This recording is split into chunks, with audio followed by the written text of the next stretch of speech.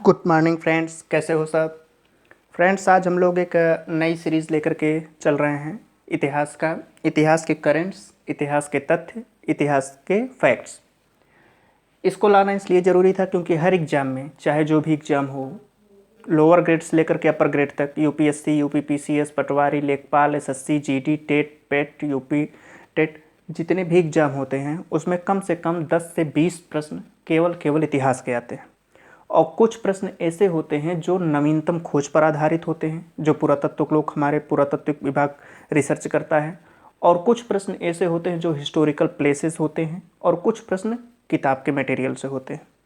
तो इसीलिए जो भी परीक्षार्थी होता है, अगर 20 प्रश्न से तो उनसे 10-15 कर पाता है, लेकिन जो नवीनतम खोज होती है वो नहीं कर पाता है।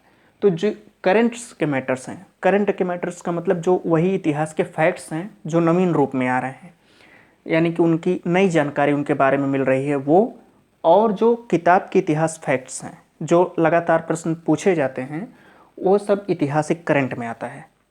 तो इतिहास करंट्स हम जो लेकर के चल रहे हैं, इसके अलावा polity, Indian foreign policy, international relations, geographical facts और Indian geographical facts, world geographical facts, जितने भी इन्वायरमेंटल फैक्ट्स, ये जो करंट्स के टॉपिक्स हैं, इकोनॉमिकल फैक्ट्स, सारे फैक्ट्स हम एक साथ कवर करेंगे और एक साथ उसके करंट्स और फैक्ट और सब्जेक्ट वाले पार्ट को अलग अलग देखेंगे। तो आइए हम लोग बिना किसी देरी के ये देखते हैं। जैसे यहाँ पर हमने लिखा है, महत्वपूर्ण सभी परीक्षा के लिए भारतीय इतिहास एवं संस्कृति के तथ्य, करंट्स इत्यादि। पहला है सिद्धिमातृका लिपि। सिद्धिमातृका लिपि क्या है, आपने पढ़ा होगा मौर्य साम्राज्य, जब जो इतिहास के विद्यार्थी होंगे पढ़े होंगे कि मौर्य साम्राज्य में 2 लिपि है, एक ब्राह्मी लिपि है, एक खरोष्ठी लिपि है।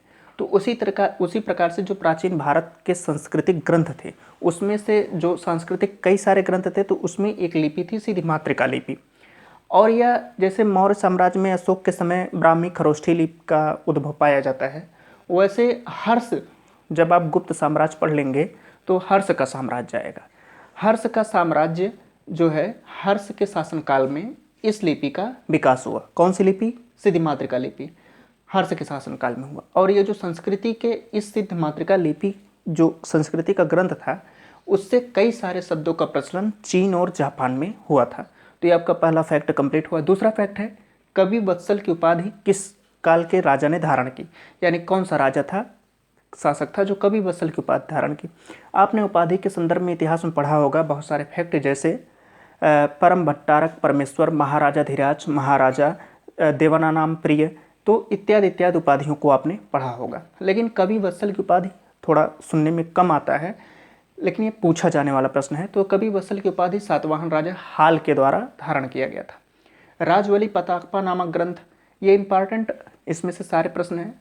ये जो ग्रंथ है, आप देखते होंगे कि मध्यकालीन भारत में बहुत सारे जो मध्यकालीन इतिहास के लेखक थे, उनकी किताबों को पूछा जाता है इसके रचयिता कौन हैं, और जो प्राचीन भारत के ग्रंथ हैं उसमें से पूछा जाता है। तो राजवली पताका नामक ग्रंथ पंडित प्रजा भट्ट के द्वारा लिखा गया था। इसकी रचना पंडित प्रजा भट्ट के द्वारा की गई थी। यहाँ पर हम लिखा है मोहनजोदड़ो। मोहनजोदड़ो जो सैंधव स्थल था, अभी सैंधव स्थल के बारे में हम लोग पढ़ेंगे हिस्ट्री में। हमने नवपाषाण काल अभी हमारा चल रहा है, लेकिन ये फैक्ट आ गया इसलिए हमको बता रहे हैं फैक्ट में। तो मोहनजोदड़ो जो है उसका मतलब होता है मृतकों का टीला, लेकिन यहाँ पर हमने लोथल लिखा हुआ है। लोथल का भी मतलब होता है शवों का स्थान। मृतकों का टीला यानी जहाँ पर मृतक गाड़े जाते थे, शवों का स्थान जहाँ पर शव रखे जाते थे। तो मोहनजोदड़ो और लोथल, इसीलिए यहाँ पर ये समान रूप से दिखाई देता है, इसीलिए यहाँ ये क्वेश्चन इंपॉर्टेंट हो जाता है। श्रावस्ती क्या थी? कोसल महाजनपद की राजधानी थी। अशोक का बृहद शिलालेख का निर्माण धौली पर्वत पर हुआ था, जो कि उड़ीसा में है। यह बहुत इंपॉर्टेंट क्वेश्चन है, कई बार पूछा जा चुका है कि धौली पर्वत, यही पूछा जा चुका है कि धौली पर्वत निम्नलिखित में से कहाँ पर स्थित है। तो उड़ीसा, झारखंड, बिहार, मध्य प्रदेश। तो आपको उड़ीसा लगाना है टिक में। और अशोक का जो बृहद शिलालेख का निर्माण है वो धौली पर्वत पर हुआ था। दूसरा, अशोक का जो मेरठ और टोपरा का शिलालेख था। अशोक के जो शिलालेख है, अभी हम लोग अशोक साम्राज्य बहुत विस्तार पूर्वक पढ़ेंगे, लेकिन यहाँ पर फैक्ट को याद करना है ताकि एग्जाम में हम लोग उसको सही कर पाएँ। तो अशोक का जो 2 शिलालेख है, मेरठ और टोपरा, उसको दिल्ली किस शासक के द्वारा ले जाया गया? तो फिरोज शाह तुगलक। ये मध्यकालीन भारत का इतिहास है, मध्यकालीन भारत के शासक हैं मोहम्मद बिन तुगलक के बाद फिरोज शाह तुगलक आते हैं। तो इनके द्वारा जो अशोक के 2 शिलालेख थे मेरठ और टोपरा, उसको दिल्ली ले जाया गया। महमूद गजनबी, आप लोग इससे परिचित हो गए। महमूद गजनबी का भारत पर आक्रमण कितनी बार हुआ है आप लोग कमेंट बॉक्स में लिख करके बताइएगा। जो महमूद गजनबी का सोमनाथ आक्रमण था, उस समय वहाँ पर राजा भीमदेव था, यानी सोमनाथ के राजा भीमदेव के समय महमूद गजनबी ने सोमनाथ पर आक्रमण किया था।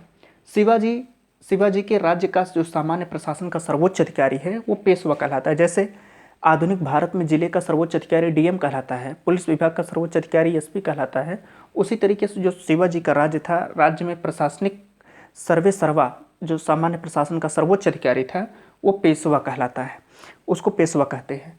हाजी इब्राहिम सरहिंदी, ये बहुत इंपॉर्टेंट है। क्यों? क्योंकि इन्होंने अथर्ववेद का संस्कृत से फारसी में अनुवाद किया।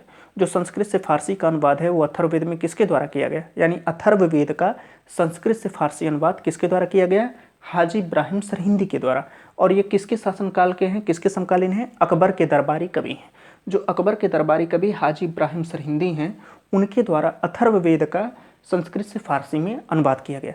तो इस हिसाब से फ्रेंड्स, हम डेली नए नए ऐतिहासिक currents, politic currents, environments currents, economic currents, जो फैक्ट्स और करंट्स के रिलेटेड हैं, जो बहुत बहुत इंपॉर्टेंट है हर एग्जाम्स के लिए, वो हम लेकर के आते रहेंगे। आप लोग पढ़िए, रिवाइज कीजिए और इंटरटेनमेंट के साथ रिवाइज कीजिए। लाइक शेयर सब्सक्राइब करना ना भूलिएगा। Thanks friends, a lot of thanks.